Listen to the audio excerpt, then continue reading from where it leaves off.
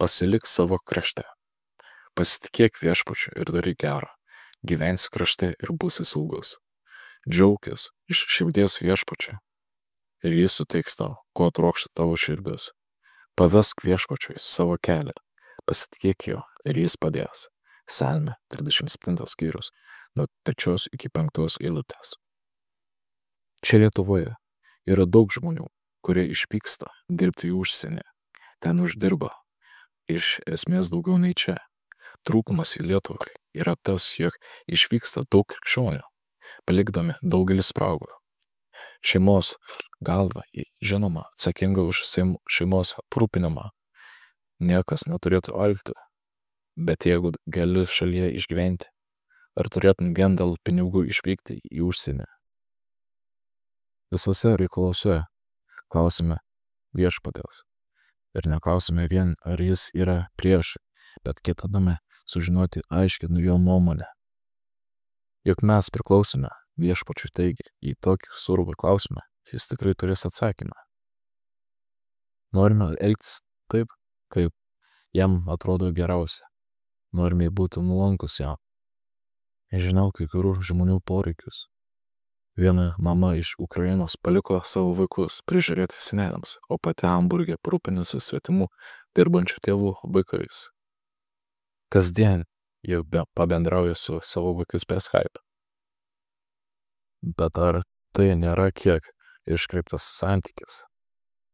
Ji palieka savo vaikus ir vietoj to prižiūri karjeristų tėvų vaikus.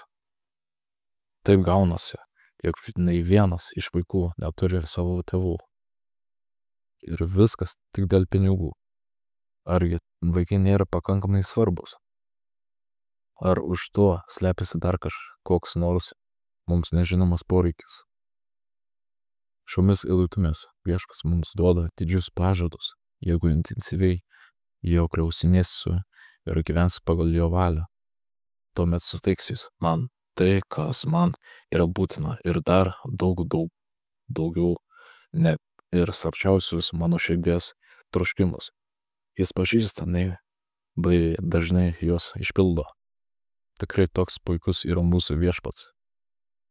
Kita vertus, mes elgiamės taip, lyg mūsų viešpats būtų taupus ir šiukštus.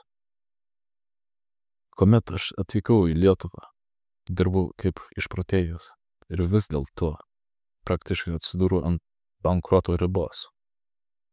Tuomet viską atidaviau viešpačiui ir nuo tada galiu gyventi be rūpesčių. Be to man nebereikia dirbti po 12-14 valandų kasdieną. Koks geras yra viešpats.